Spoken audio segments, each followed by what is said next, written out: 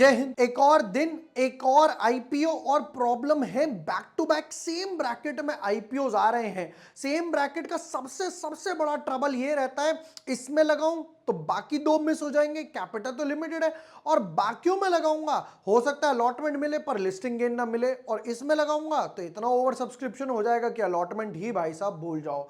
सबसे बड़ा ट्रबल यही रहता है, बट कोई प्रॉब्लम नहीं है, हम एक एक करके ना सारे आईपीओज कर रहे हैं। आर्केड के एनालिसिस भी मैंने डाल दिए। अब बारी आई है नॉर्दर्न आर्क करके। नॉर्दर्न आर्क करके कंपनी है, फाइनेंस कंपनी है। अब फाइनेंस कंपनी है तो भाई ये तो देखना पड़ेगा कि कितना पैसा कमाया ही कमाया, बट कितना पैसा गवाया, गवाया मतलब कितना एनपीएस वगैरह बना, वो भी बहुत इंपॉर्टेंट है।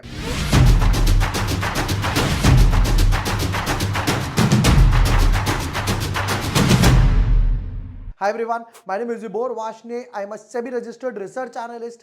आज के वीडियो में करने वाले हैं नॉर्दर्न आर्क आईपीओ का एनालिसिस। हर बारी की तरह डिटेल्ड एनालिसिस दिखाऊंगा कि भाई बिजनेस मॉडल क्या है, फाइनेंशियल्स क्या है, किस वैल्यूएशंस पे ला रहे हो, पैसा कितना कंपनी के पास है, कितना ओएफएस है। भाई मेजर पैसा कंपनी के पास जाएगा तो वर्किंग कैपिटल ये सब बेटर बनेंगी, एनपीए रेशियोज क्या है, और फाइनली ओवर सब्सक्रिप्शन कितना होगा और लिस्टिंग गेन कितना होगा। Without wasting time deep dive करते हैं एनालिसिस में। But yes, before moving ahead, अगर अभी तक आपने चैनल सब्सक्राइब नहीं किया है या न्यू यूजर हो, फॉर एग्जांपल यहां पर डाला था ये आर्केड डेवलपर्स का आईपीओ, देख लेना, ओपन है। बजाज हाउसिंग ये सब क्लोज हो गया, अलॉटमेंट भी अच्छी खासी आई, ब्रेकआउट स्टॉक दिया था, एक दिन में 15% गेन्स देकर गया। यहां पर अगर आईपीओ टेबल की बात करें तो मैंने वेस्टर्न कैरियर्स का भी डाल दिया, आर्केड का भी डाल दिया। लास्ट जो इस टेबल में बचा है वो है नॉर्दर्न आर्क, जिसके आज हम लोग एनालिसिस करने वाले हैं। ये तीनों जो है वो सेम ब्रैकेट में आ रहे हैं। ये 13 से 18 आ रहा है, तो पर फंड्स जो है वो 19 तक अवेलेबल नहीं होंगे जब तक ये दोनों क्लोज होंगे। तो ये तीनों 500 करोड़, 400 करोड़, 700 करोड़, ये तीनों सेम ब्रैकेट के ही, और आई शुड से हिंदी में बोलूं एक ही थाली के चट्टे बट्टे हैं। चलिए शुरू करते हैं नॉर्दर्न आर्क के साथ, देखते हैं कि भाई क्या है इनके पास हमारे लिए। Northern Arc Limited was founded in 2009 and offers retail loans to underserved households and business in India। छोटे छोटे जो बिजनेसेस वगैरह होते हैं ना, उनको ये एक लोन्स वगैरह देते हैं, उनको देते हैं, रिटेल वाले लोगों को देते हैं। जैसे फॉर एग्जांपल मान लो कोई परचून की दुकान हो गई, किराना दुकान हो गई, जनरल स्टोर हो गया, या राइट फॉर एग्जांपल किसी का गारमेंट वगैरह का बिजनेस है, तो उन लोगों को लोन्स वगैरह देते हैं। फिर आ रहा है northern arc capital business model is diversified across different offerings, sectors, products, geographies and borrower categories.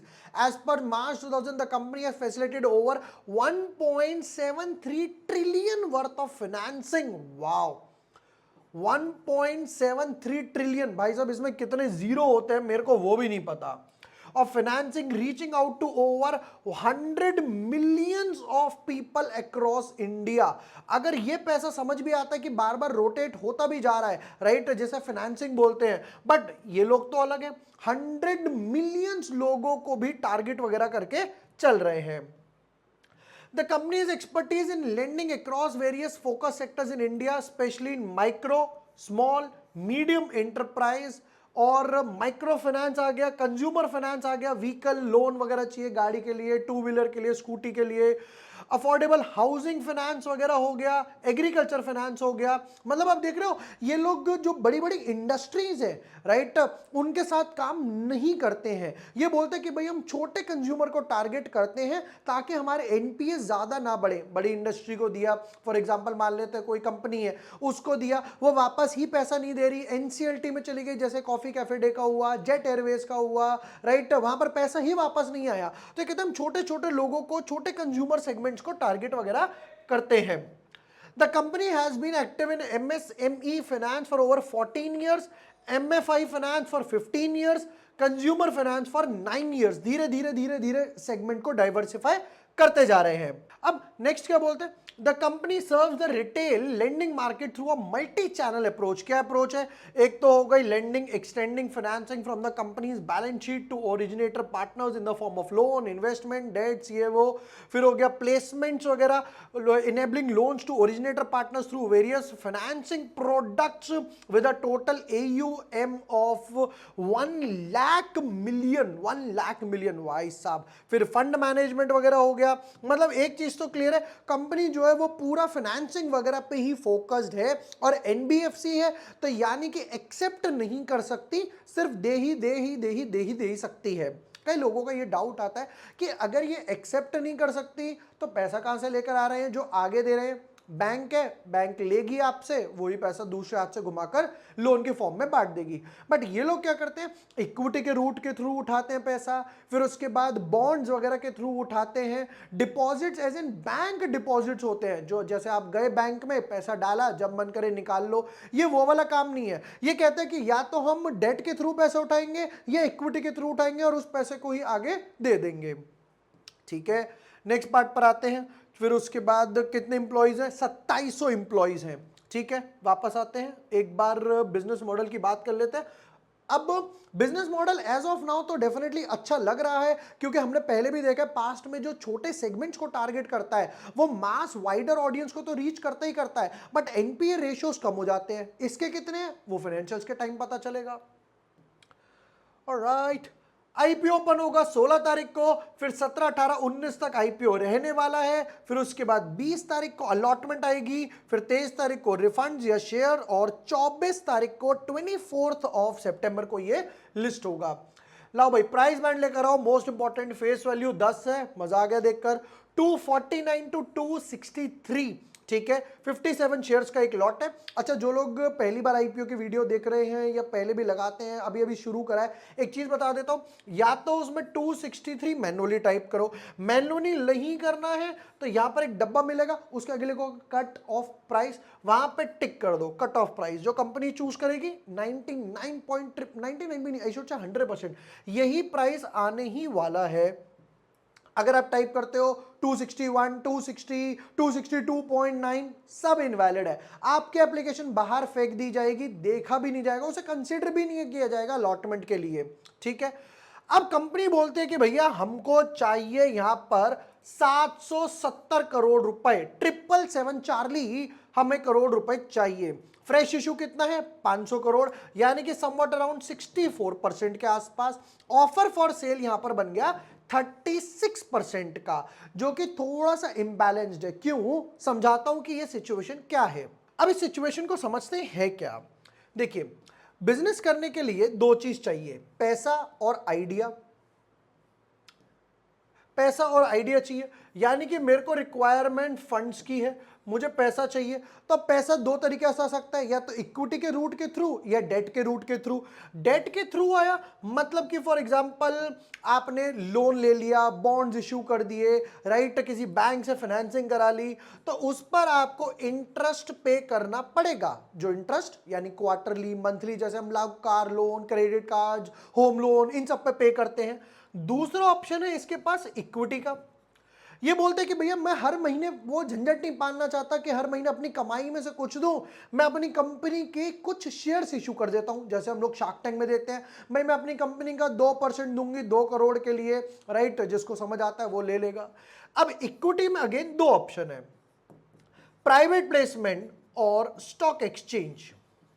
Private placement मतलब किसी किसी को शेयर इश्यू कर दिए पहले ही, यानी कैपिटल वेंचरलिस्ट हो गया, या फिर फॉर एग्जांपल जैसे हम लोगों ने शार्क टैंक की बात करी वो हो गया, वीसीज वगैरह हो गए, तो यहां पर कंपनी स्टॉक एक्सचेंज पे, स्टॉक मार्केट एनएससी बीएससी पे लिस्ट नहीं होती है। दूसरी तरफ इन्होंने कहा कि हमें और बड़ा बनाना है, हमें अपने कंपनी को लिस्ट करवाना है, उसकी ब्रांड वैल्यू वगैरह बढ़ानी है, थोड़ा सा आगे जाना है, तो ये कंपनी स्टॉक मार्केट पे लिस्ट हो जाएगी।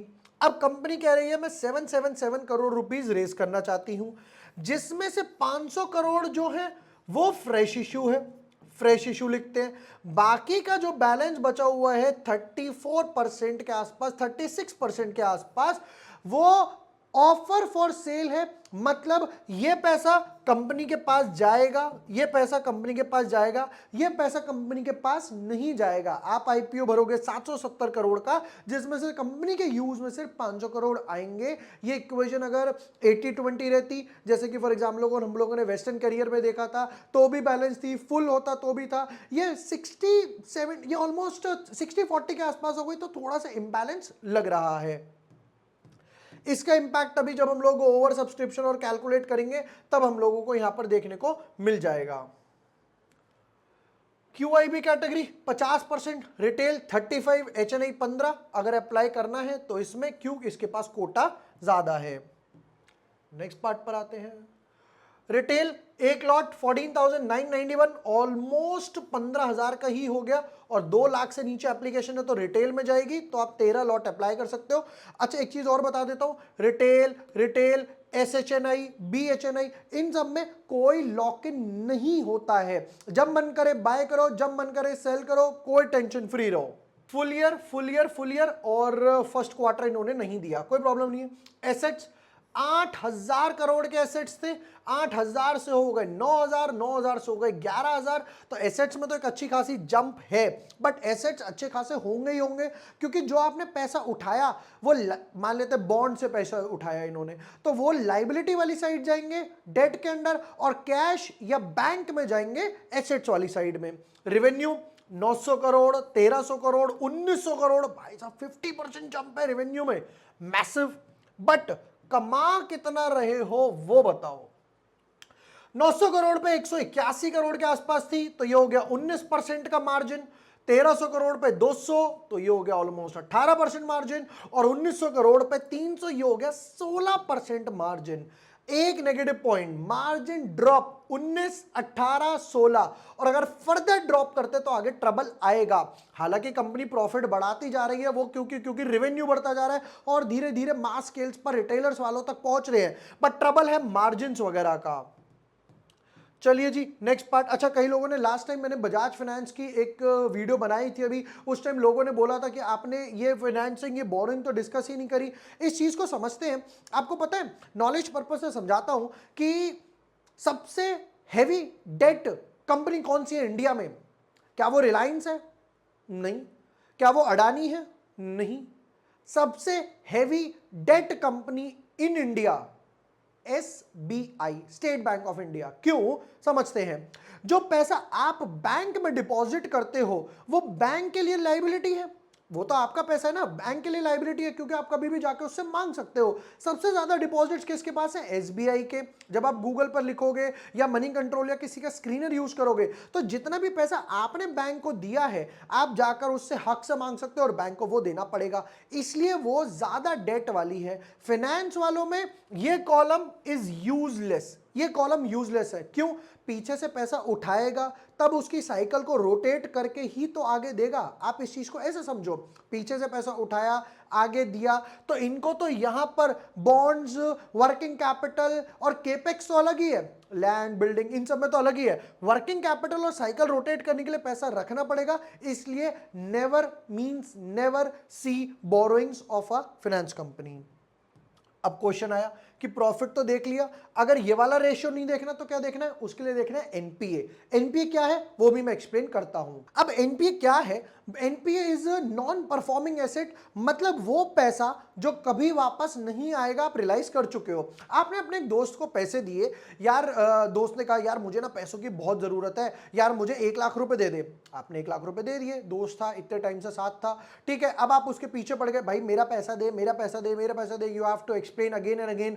आफ्टर उसने धीरे धीरे करके आपके 95,000 दे दिए, टुकड़ों में दिए, बाकी 5,000 वो कहता है भाई अभी नहीं है मेरे पास। अब आप रियलाइज कर चुके हो ये पैसा कभी वापस नहीं आएगा, डूब गया, हिंदी में बोलूं गई भैंस पानी में, ये पैसा है एनपीए। तो इसके लिए हम लोग गए इसके आरएचपी वगैरह पर, आरएचपी पढ़ा पहले, यहां तक सामने आए, क्या बोलते हैं जरा समझते हैं।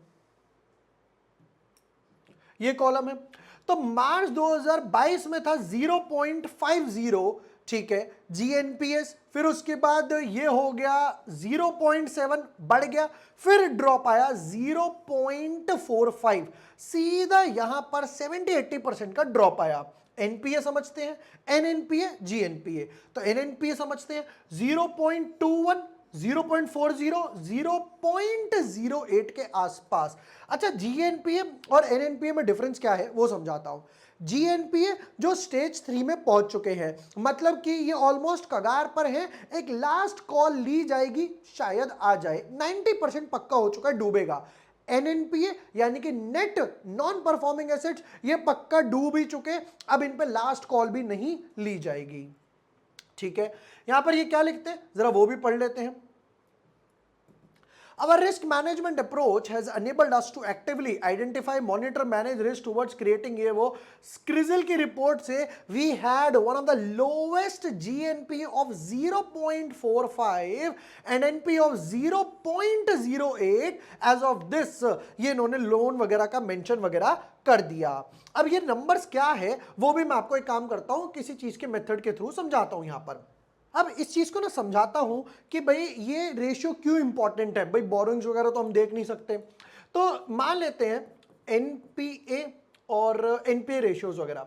तो यहां पर इन्होंने क्या करा, ऐसे समझते हैं 2022, 2023, 2024 ये हर बार अपना लोन देते गए। ठीक है, इन्होंने हर बार मान लेते हैं कि 1 लाख रुपए का कॉन्स्टेंटली 1 लाख रुपए का इन्होंने लोन वगैरह दिया है। 1 लाख रुपए का, फिर उसके बाद 2 लाख, 3 लाख, 5 लाख, धीरे धीरे मान लेते बढ़ाते गए। तो हर बार जो पैसा वापस नहीं आया डिवाइडेड बाय एसेट्स या जितना लोन दिया वो गिना जाएगा। मतलब ये बोल रहे हैं कि भाई हम लोगों ने अगर फॉर एग्जांपल जैसा कि इन्होंने यहां पर बोला था 0.08% है जो वापस नहीं आया, मतलब 0.08 80 रुपए वापस नहीं आए 1 लाख रुपए के लोन में। मतलब जब ये 1 लाख रुपए का लोन देते हैं तो सारा पैसा रिकवर हो जाता है, सिर्फ ये 80 रुपए मर जाते हैं, वापस नहीं आते, लोग नहीं देते हैं। बहुत ही छोटा सा रेशियो है कंपैरेटिव टू दिस। फिर धीरे धीरे इनका अगर बेस बढ़ता जाएगा, इसे कंपेयर कहां से करना है, जो पैसा वापस नहीं आया डिवाइडेड बाय जो पैसा आपने लोन के फॉर्म में दिया था। तो जितना कम रेशियो होगा उतना ये बेटर है। और क्या लिखते हैं ये भी पढ़ लेते हैं यहां पर। Northern Arc Capital has one of the lowest GNNP NNP in 2004 among the peers. Northern Arc Capital has the lowest GNNP of 0.45 followed by Bajaj Finance जिसका 1% है among peers, as follows the NNPA of 0.08 जो दोनों हम लोगों ने number देख लिए, followed by Credit Access ग्रामीण वगैरह जिसका 0.35 है। और इन्होंने यहां पर ये पूरी टेबल में मेंशन भी कर रखा है, ये पूरी टेबल इन्होंने मेंशन कर रखी है कि भाई बजाज के इतने, छोला के इतने, पूना वाला फिल्म कॉर्प के इतने, मास फाइनेंशियल ये सब लिस्टेड कंपनीज है, एसबीएफसीज वगैरह 5 स्टार, तो इनके इतने हैं और हमारे कितने हैं इन्होंने मेंशन भी कर रखा है क्रिसिल की रिपोर्ट से, जो कि डेफिनेटली बहुत अच्छे नंबर हैं। चलिए जी नेक्स्ट पार्ट पर आते हैं। पैसा किस लिए उठा रहे हैं, प्रोबेबली वर्किंग कैपिटल के लिए। रिटर्न ऑन नेटवर्थ 13 टाइम्स, थोड़ा सा कम है, 13% थोड़ा सा कम है। प्राइस टू बुक वैल्यू लो है 1.49 के हिसाब से। बाकी अगर फाइनेंस वाले देखोगे तो आपको आइडिया लग जाएगा कि भाई कितने हाई पे ट्रेड कर रहे हैं। Towards the future working capital requirement, ये तो एक्सपेक्टेड ही था। नंबर 1 यहां पर ऑलरेडी वेस्टर्न कैरियर आ गया, आर्केड आ गया, नॉर्दर्न हो गया। आर्केड पे पूरी नजर रहेगी, बाकी दो को थोड़ा सा ट्रबल होगा ही होगा। नंबर 1 अप्लाई करना है, डेफिनेटली अप्लाई करना है। मार्केट तो बुलिश मोड में है ही है। सबसे अच्छी बात है कि फाइनेंस की कंपनी है, 16% के हिसाब से ग्रो कर रही है। प्रॉब्लम मार्जिन्स में थोड़ा सा ड्रॉप है, 60-40 का रेशियो जो है वो थोड़ा सा डिसबैलेंस लग रहा है, जिसकी वजह से ओवर सब्सक्रिप्शन और लिस्टिंग इन पे इंपैक्ट आएगा ही आएगा। ओवर सब्सक्रिप्शन, लिस्टिंग गेन, जिस चीज का आपको डेफिनेटली इंतजार था। अप्लाई करेंगे बट फुल फोर्स में अप्लाई नहीं करेंगे, इसके अकाउंट से, उसके अकाउंट से, सबके अकाउंट से मॉडरेट अप्लाई करेंगे। जैसे मैं हर बार बोलता हूं ना कि कुत्ते बिल्ली सबके अकाउंट से अप्लाई करो, नहीं, फुल फोर्स में अप्लाई नहीं करना है, क्योंकि बाकी दो अपॉर्चुनिटीज है उन पर भी नजर मेरी रहने वाली है। ओवर सब्सक्रिप्शन की बात करूं, जो I should say margin drop है वो थोड़ा इंपैक्ट लेगा। तो मेरे हिसाब से यहां पर 20 टाइम्स प्लस ओवर सब्सक्रिप्शन हो सकता है। ऑलरेडी आप 750-800 करोड़ रुपए उठा रहे हो। लिस्टिंग गेन की बात करूं तो 10-30% के आसपास लिस्टिंग गेन होगा। अगर ओवर सब्सक्रिप्शन बढ़ता है 30, 40, 50 टाइम्स हो सकता है, तो हो सकता है और थोड़े बहुत लिस्टिंग गेन वगैरह बढ़ जाए। ये थे नॉर्दर्न आर्क आईपीओ के डिटेल्ड एनालिसिस। वीडियो पसंद आया हो share with your friends, like and subscribe. Thank you for watching the video. Lots of love.